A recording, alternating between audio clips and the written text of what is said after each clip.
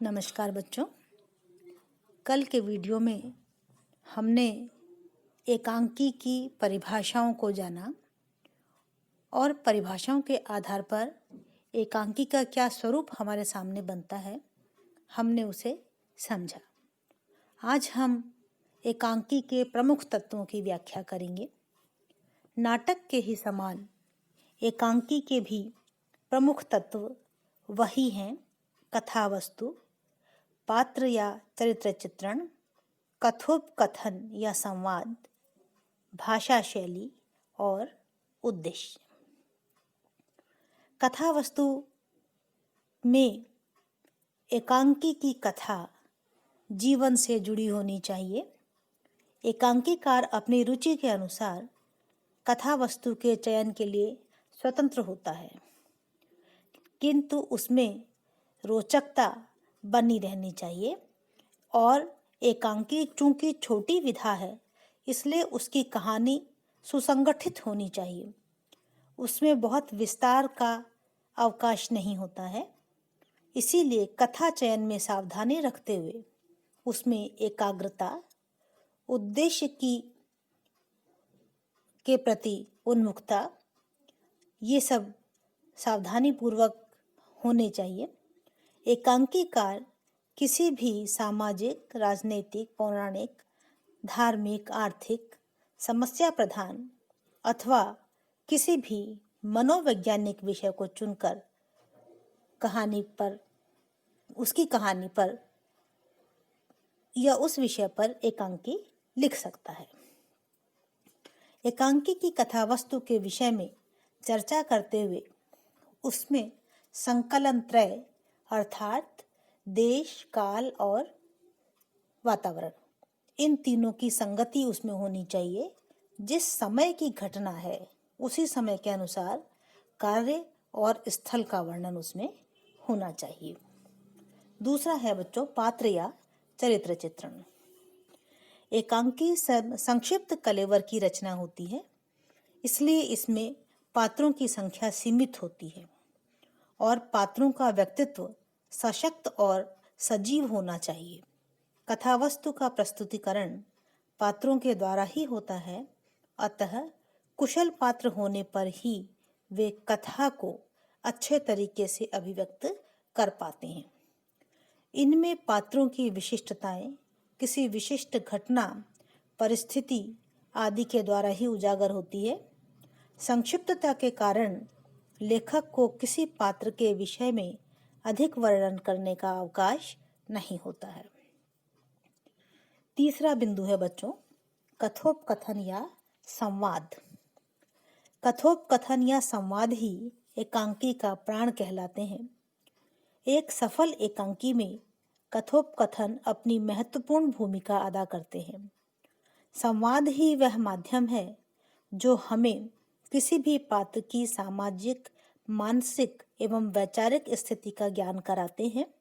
विचारों के वाहक संवाद ही होते हैं और इन्हीं के द्वारा पात्रों के आंतरिक संघर्ष या उनके द्वंद्व का पता चलता है। अतः एकांकी के संवादों में संक्षिप्तता, रोचकता, कलात्मकता, व्यंजनात्मकता, मार्मिकता आदि गुण होने चाहिए। संवादों में तीव्रता एवं क्षिप्रता का होना आवश्यक है, जिससे उनमें शिथिलता न आने पाए। यदि संवादों में अस्वाभाविकता एवं असंगतता हो तो वह एकांकी अच्छी एकांकी नहीं मानी जाती। रोचक एवं कलात्मक के द्वारा ही कोई एकांकी सफलता को प्राप्त करती है। अगला बिंदु है बच्चों देश, काल एवं वातावरण। देश, काल एवं वातावरण ऐसा प्रमुख तत्व है जिसके माध्यम से किसी भी एकांकी में स्वाभाविकता एवं वास्तविकता का संचार होता है। एकांकी में इस तत्व का निर्वहन वास्तविकता के अनुरूप चित्रण में सहायक होता है। यह हमें कृत्रिमता और अस्वाभाविकता से बचाता है।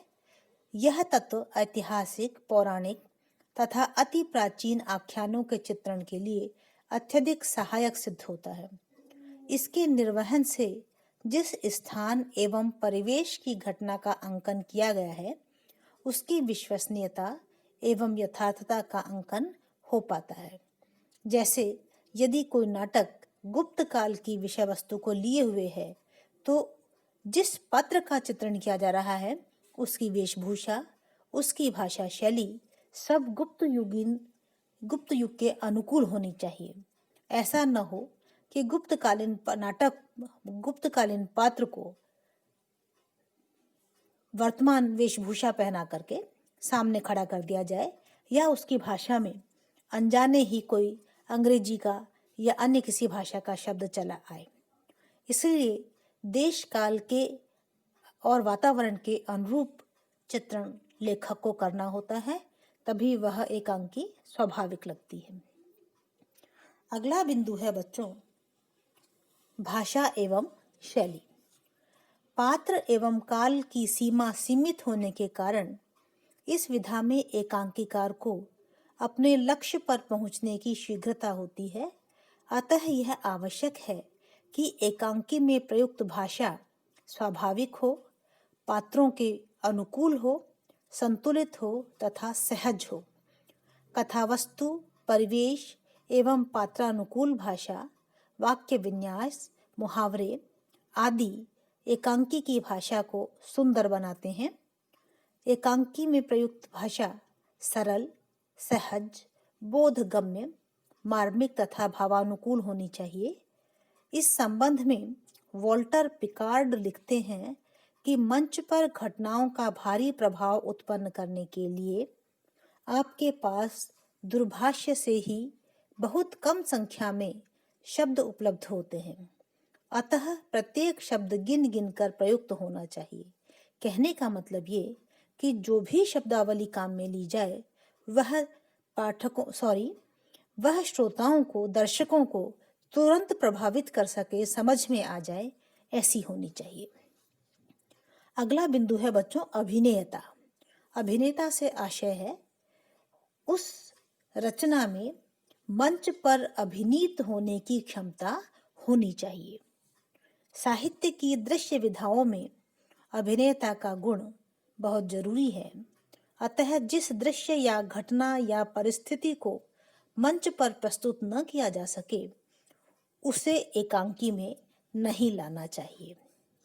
यह अभिनय आंगिक, वाचिक, आहार्य एवं सात्विक 4 प्रकार का होता है।